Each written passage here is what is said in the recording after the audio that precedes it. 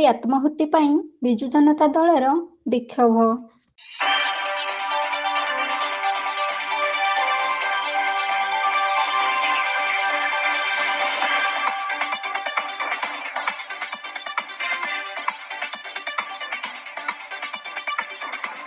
ଜୀବନ ଯୁଦ୍ଧରେ ହାରିଗଲେ ଫକୀରମୋହନ କଲେଜ ଛାତ୍ରୀ ସୌମ୍ୟାଶ୍ରୀ।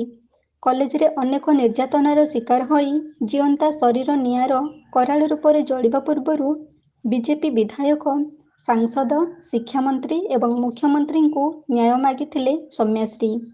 କେହି ଶୁଣିଲେ ନାହିଁ ତାଙ୍କ କହଭରା ଗୁହାରି। ହୃଦୟ ଭିତରେ ହୁ ହୁ ହୋଇ ଜଳୁଥିବା ନିର୍ଯାତନାର କାଳରୂପୀ ନିଆଁଟି ଅଧିକରୁ ଅଧିକ କଷ୍ଟ ଦେଇ ଚାଲିଥାଏ। ତଥାପି ବଞ୍ଚି ରହି ଏକ ସୁନ୍ଦର ଭବିଷ୍ୟତ ଗଢ଼ିବାରେ ସ୍ୱପ୍ନ ଦେଖୁଥାନ୍ତି ନିରିମାଖି ହୃଦୟର ସରଳ ଝିଅଟି। ଧୀରେ ଧୀରେ ନିର୍ଯାତନାର ନିଆଁଟି କୁହୁଳିବା ବଦଳରେ ଉଗ୍ର ରୂପ ନେଇଗଲା। କାକୁତି ମିନତି ହୋଇ ଯାହାକୁ ବି ଗୁହାରି ଜଣାଇଥିଲେ ସମସ୍ତେ ତାଙ୍କ ପାଇଁ ନିଷ୍ଠୁର ସାଜି ଯାଇଥିଲେ। ଶେଷରେ ଘଟି ଆସିଥିଲା ଜୀବନ ନୌକାର ଅନ୍ତିମ ସମୟ। କଅଁଳ ଶରୀରଟି ନିଆଁର ପ୍ରଚଣ୍ଡ ତାପରେ ପୋଡ଼ି ପାଉଁଶ ହୋଇଗଲା।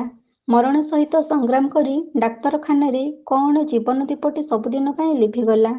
ନ୍ୟାୟ ପାଇବାରୁ ବଞ୍ଚିତ ହୋଇ ସଂସାରରୁ ସବୁଦିନ ପାଇଁ ବିଦାୟ ନେଇଗଲେ ସୌମ୍ୟାଶ୍ରୀ। ସବୁଠାରୁ ଆଶ୍ଚର୍ଯ୍ୟର ବିଷୟ ଯେ ବିଧାୟକ, ସାଂସଦ, ଶିକ୍ଷାମନ୍ତ୍ରୀ ଏବଂ ମୁଖ୍ୟମନ୍ତ୍ରୀଙ୍କୁ ଜଣାଇବା ପରେ ମଧ୍ୟ ସୌମ୍ୟାଶ୍ରୀ ପାଇଁ ସେମାନେ ଏତେ ନିଷ୍ଠୁର ହେଲେ କେମିତି? ଏମିତି ଏକ ପ୍ରଶ୍ନବାଚୀର ଶବ୍ଦ ଏବେ ସ୍ତବ୍ଧ କରିଦେଇଛି ସାରା ଓଡ଼ିଶାକୁ।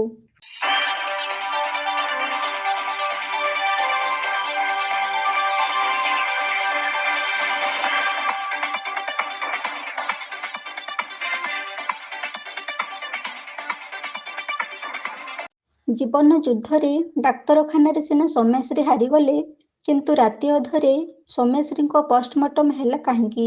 ଶବକୁ ଡାକ୍ତରଖାନାର ପଛ ଗେଟ୍ରେ ନିଆଗଲା କାହିଁକି? ଏମ୍ସରେ ଜାମର ଲଗାଇ କ'ଣ ଲୁଚାଗଲା? ବିଜେପି କର୍ମୀ ଏମ୍ସରେ କରୁଥିଲେ କ'ଣ? 3 ଦିନ ହେଲା ଭିତରେ କ'ଣ ଚାଲିଥିଲା? ଏହାର ଉତ୍ତର ମାଗୁଛି ଆଜି ସାରା ଓଡ଼ିଶା। ଏହାର ଉତ୍ତର ପାଇବା ପାଇଁ ନୂଆପଡ଼ା ଜିଲ୍ଲା ଖଡ଼ିଆଳରେ ବିଜୁ ଜନତା ଦଳ ପକ୍ଷରୁ ହୀରାଧର ମେହେରଙ୍କ ନେତୃତ୍ୱରେ ଖଡ଼ିଆଳ ସ୍ୱୟଂଶାସିତ ମହାବିଦ୍ୟାଳୟ ଗେଟ୍ ସମ୍ମୁଖରେ ବିକ୍ଷୋଭ ପ୍ରଦର୍ଶନ କରାଯାଇଥିଲା।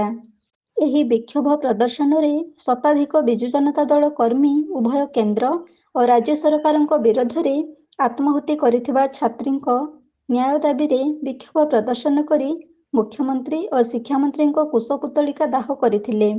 ରାଜ୍ୟ ସରକାର ସୌମ୍ୟାଶ୍ରୀଙ୍କ ସୁରକ୍ଷା ଯୋଗାଇବାରେ ସମ୍ପୂର୍ଣ୍ଣ ବିଫଳ ହୋଇଥିବା ବିଜୁ ଜନତା ଦଳ ଅଭିଯୋଗ କରିଛି।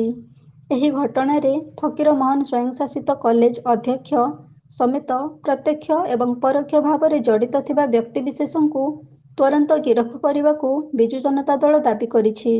ଏଥିସହିତ ବିଜୁ ଜନତା ଦଳ ନେତା ଓ କର୍ମୀମାନେ ମୁଖ୍ୟମନ୍ତ୍ରୀ ମୋହନ ମାଝୀ ଏବଂ ଉଚ୍ଚଶିକ୍ଷା ମନ୍ତ୍ରୀ ସୂର୍ଯ୍ୟବଂଶୀ ସୁରଜଙ୍କ ଇସ୍ତଫା ଦାବି କରିଛନ୍ତି।